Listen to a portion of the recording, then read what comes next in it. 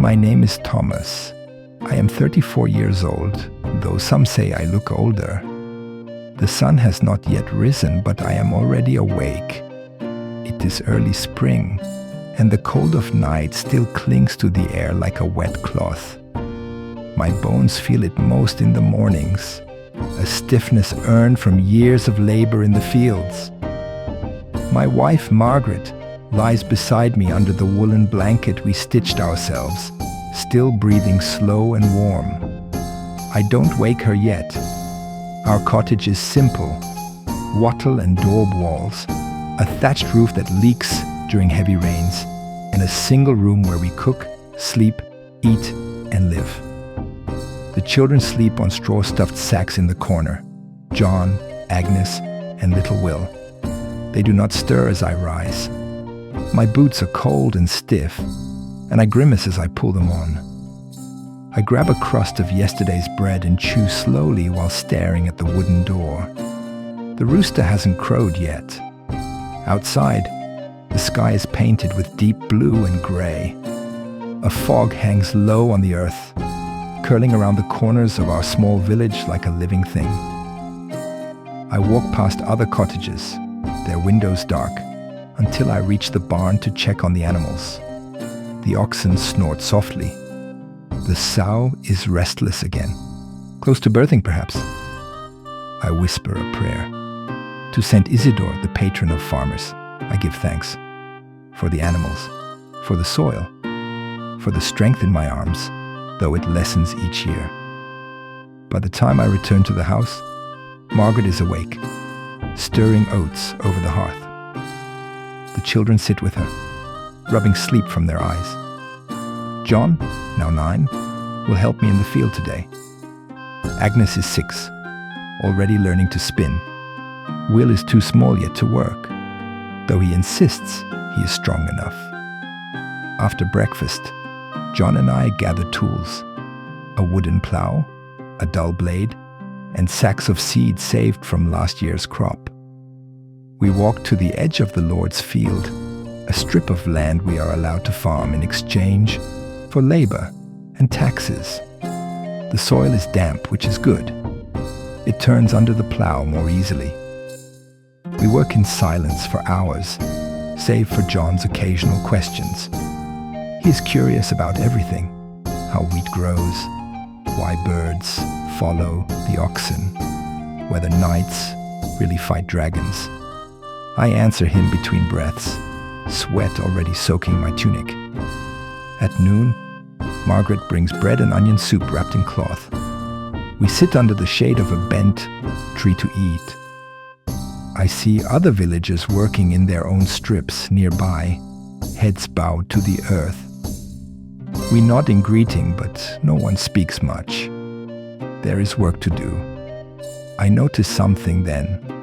A group of riders passing on the road beyond the field. Nobles, perhaps, or taxmen. Their cloaks are clean, their horses restless. They do not stop. We do not wave. As the day grows long, the work slows. My arms burn, and John's hands are blistered. Still, he does not complain. We sow the last of the seed and mark the rows with branches. It is not much land, but if the weather holds and pests stay away, we will have enough for winter. By the time we return home, the sun is low. Smoke curls from the chimney. Margaret hums as she prepares stew. The children gather round, eager to hear a story before bed. Tonight, I tell them about the first time I saw snow, how it covered the village like a blanket, and how the wolves howled louder than the wind. As night falls, I sit by the fire. My muscles ache, and my eyes grow heavy, but before I sleep, I look at each of them, Margaret, John, Agnes, Will, and I feel a quiet sort of joy. We have so little, but we have each other. And tomorrow the sun will rise again. The morning sun filters through the cracks in the wooden shutters. My back aches as I rise again, the chill of dawn biting into my skin. A rooster crows nearby, late as usual. stretch slowly, careful not to wake the children who sleep bundled in the corner. Margaret's already up, grinding barley into coarse flour for our bread. Her hands are quick and practiced, and I see how tired they look. Cracked, calloused, but strong. After breaking our fast with a small piece of bread and some goat cheese, I prepare for the second round of work.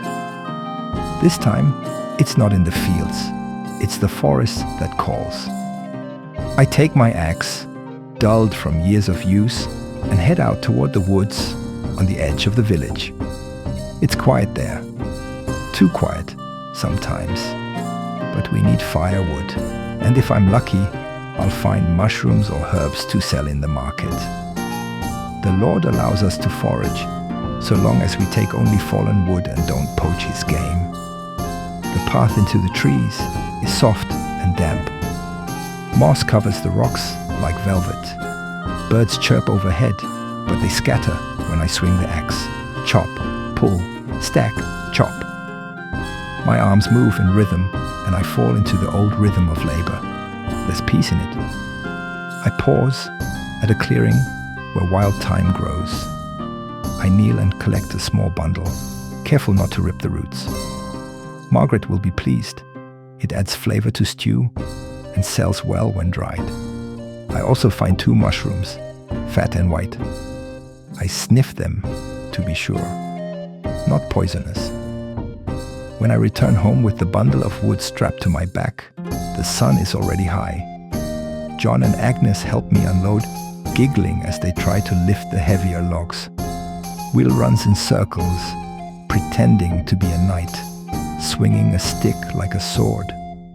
His laughter cuts through the quiet, and for a moment, I forget the burden of the day. Margaret has made broth with root vegetables. It's thin, but warm, and it fills our bellies. After we eat, she begins to spin wool on the spindle, her fingers working in a blur. I watch her in silence. There's something calming in her motions. Later that afternoon, we walk to the village square. It's market day. A few farmers from nearby villages have arrived, bringing eggs, milk, and baskets of dried herbs. I set down my bundle. Mushrooms, thyme, and 2 eggs from our hens. I do not expect much coin, but every copper helps. A group of monks passes through, heads bowed, chanting low. They carry a small reliquary, and villagers bow respectfully. One of them blesses my children, placing a gentle hand on Will's head. I thank him, though I do not believe it will keep the sickness away.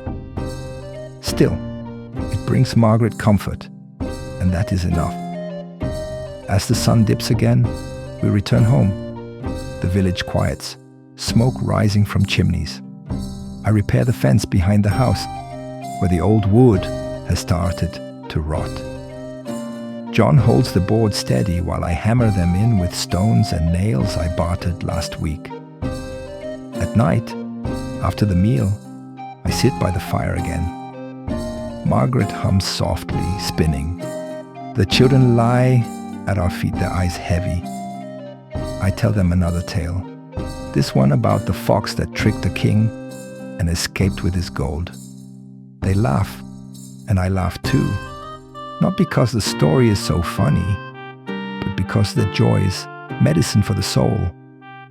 Outside, the wind picks up, the thatch roof groans, but our fire is strong and our families together.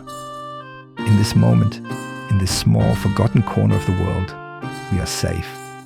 I lie down, close my eyes, and pray that tomorrow will be just as kind. It was late in the evening when the knock came. At first, I thought it was the wind, but then it came again, harder this time. A pounding, insistent sound. I looked at Margaret, and she looked at me. Neither of us said a word. The children stirred but didn't wake. I opened the door to find 2 of the Lord's men, cloaked in heavy wool, mud caked on their boots. One held a torch, the other a parchment scroll. His eyes were sharp, his face expressionless. "Thomas," he said. "Not Goodman Thomas. Not sir. Just my name." "I am," I replied. He unrolled the scroll with a flick and began reading aloud. "By order of the manor, all tenants are to provide an additional tithe of grain this quarter, due to the poor harvest suffered by our Lord's fields, effective immediately." My heart sank. "We've already given," I said, careful to keep my voice even. "And our harvest was no better." "That is not our concern. The quota will be met." I nodded, because I had no choice. They turned without another word and walked back into the darkness, their torch flickering between the trees. I closed the door quietly and sat by the fire, not speaking for a long time. The next day I carried our last 2 sacks of grain to the manor storehouse. My hands shook as I gave them over.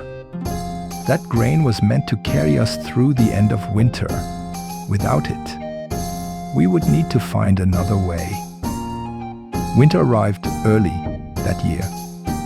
The winds turned cruel and sharp, cutting through wool like blades.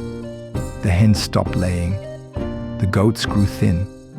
We ate little, mostly broth and bread, if there was flour to be ground. One night, Will began to cough, a deep rattling sound that kept him awake and us as well. Margaret stayed up with him, placing warm cloths on his chest, whispering lullabies. I went to the woods again, desperate for herbs, anything that could help. I found nothing but dead roots and frozen ground. I cried that day, alone, kneeling in the snow. But the boy lived. He grew stronger, slowly. Margaret never left his side. And by the time spring returned, bringing birdsong and the smell of earth, his laughter returned too. That spring, we planted early. The earth, though stubborn, yielded to us. We worked every day, hands in the dirt, faces to the sky. We prayed, not with words, but with labor, with sweat, with hope. By midsummer, the crops stood tall, barley, wheat, beans, enough perhaps to survive another year. Sometimes, in the still of the evening, I sit outside our home and listen. The wind carries the sound of distant bells from the abbey and the occasional bark of a dog. This life is hard. It is unforgiving, but it is mine. And as long as the fire burns in our hearth and my children sleep safely under our roof, I will rise again tomorrow, face the fields, the lords, the storms, because I am Thomas, a farmer, and this is my life.